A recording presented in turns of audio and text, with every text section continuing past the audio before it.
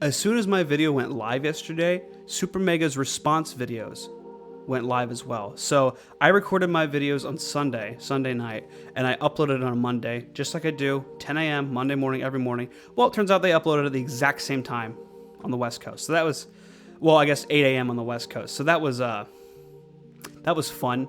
I had a really good time with that. Why does it look like it's lagging? Is my video... Bah. Is it lagging? Are you? Is the camera lagging? I don't know.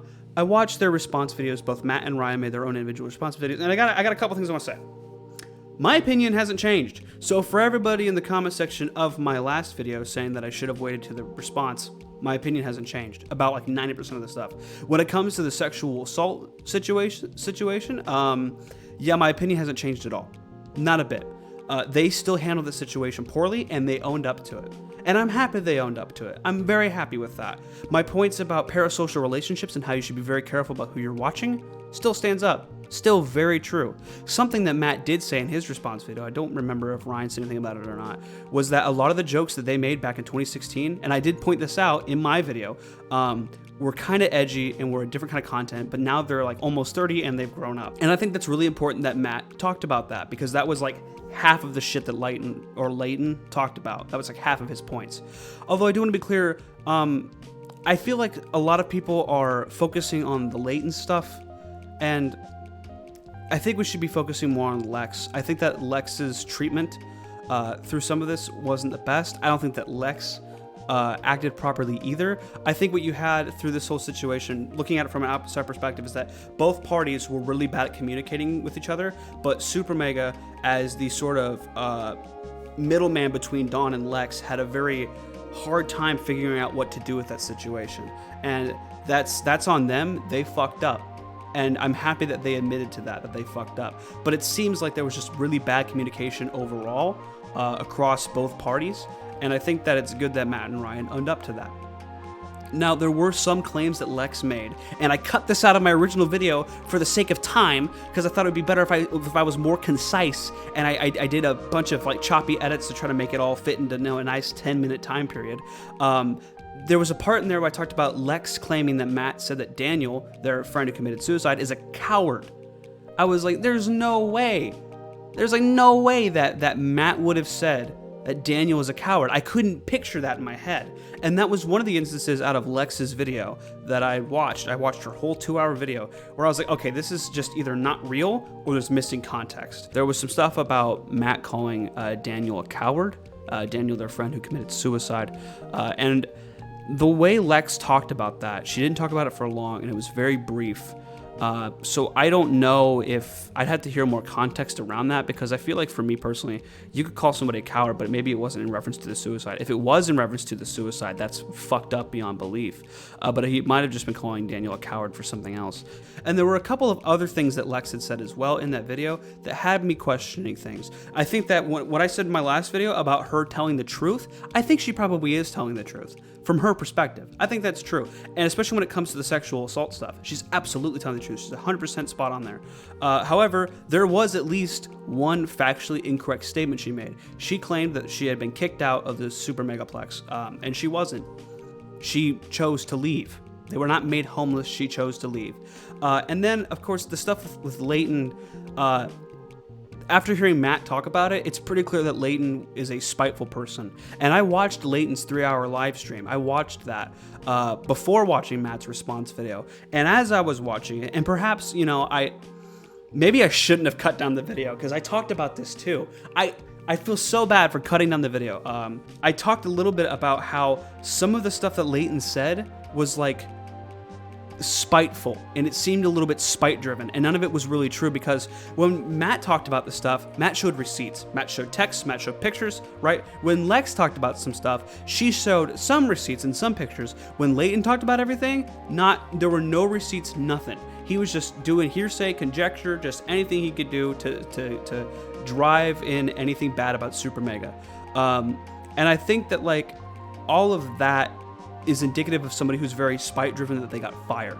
And according to Matt, he got fired for poor performance and just making the workplace worse with his outbursts. And when it comes to the gay jokes, I understand, like, from Leighton's point of view, that it can be hard to tell your boss to stop making those kinds of jokes about you. It can be really hard to do that. I understand that uncomfortableness. But after watching Matt's response video and seeing the texts from Leighton and Matt, it's pretty clear that Leighton was indeed in on it and that he did find it funny. Unless he's lying through text, at that point, it's no longer on Matt and Ryan to stop making the jokes. It's on Leighton to be an adult and talk about it to them. To be an adult and say, hey guys, I know I've said in the past and I'm okay with it, but it's kind of starting to drag me down. Can we please stop that? That's on Leighton. Leighton's acting like a child by bringing all of this up now. It's pretty clear that he's just doing it for like clout. And then of course, there's all this stuff about Matt and his ex-girlfriend and his current girlfriend being brought into things. That's really inappropriate to talk about. I didn't talk about it in my video because I didn't think it was relevant to the situation. And I don't like talking about it now. In terms of Ryan's video, I think he was really sincere. You could tell through the whole video, he was very sincere. I thought the whole section talking about Daniel was kind of hard to listen to because I remember watching their content. Oh, Oreo, what are we doing? She's having a good time. It was kind of hard to listen to that, and you could tell that that still deeply affects Ryan and Matt too, of course. But I want to say a couple things. I still think you should be wary of your parasocial relationships. I still think that absolutely holds up. You need to be wary of who you're watching, and in this case, you should probably be wary of Leighton. So I don't know Leighton, and I would admit fault while I'm wrong. I believe some of the things that Leighton had said about them making gay jokes and N-word jokes because they've done it in the past. They've done it in the past. So it wouldn't be that far-fetched to believe that they would do it again. And I want to be clear. here. Some of the jokes they've made are funny. Okay?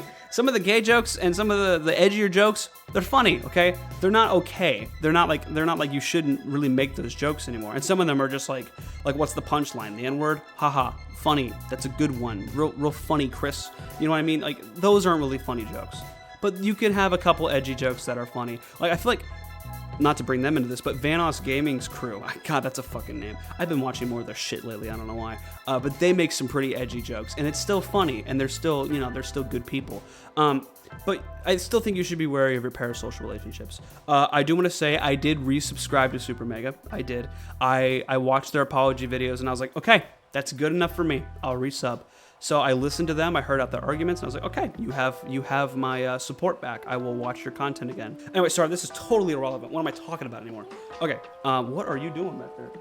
Oreo has, that's my cat Oreo, by the way. She's on the zoomies right now, as you can tell. She's having a good time back there. So basically, the whole point of this video is to say I was wrong about a couple things that I had stated in my last video. However, overall, like 95% of what I said still holds up. It still remains true. And I do want to say something that I cut out of the other video again. Wait, no, it wasn't in that video. It was the first take I had done of that video.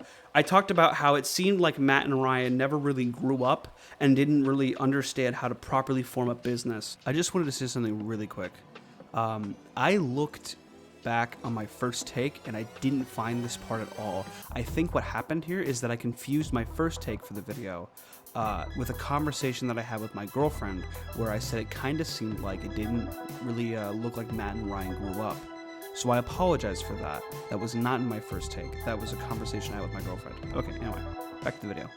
And this seemed to be something that I saw around online as well, is that people, geez, Oreo, people were kind of saying they really should have built their business better, had an HR department, they should have maybe figured out how to like handle these situations better. Maybe had learned that before that this even happened. And I still think that holds up. Maybe I should have added that to my final take. I think I probably just forgot about it. But I think that that's true. I think that they were a little immature about it, and I think that they should have done better. Now, I don't own a business, and if I ever do own a business like that, I doubt I ever will. But if I do, now I have examples to go off of what not to do. I think that Matt and Ryan's apology videos were indicative of not damage control. Some of it was like some of it was a little bit of damage control because of course it's going to be damage control because like they're losing subs, so of course some of it's going to be. But a lot of it seemed like sincere and genuine apologies, and that's really important. I think it's important to hold your creators accountable.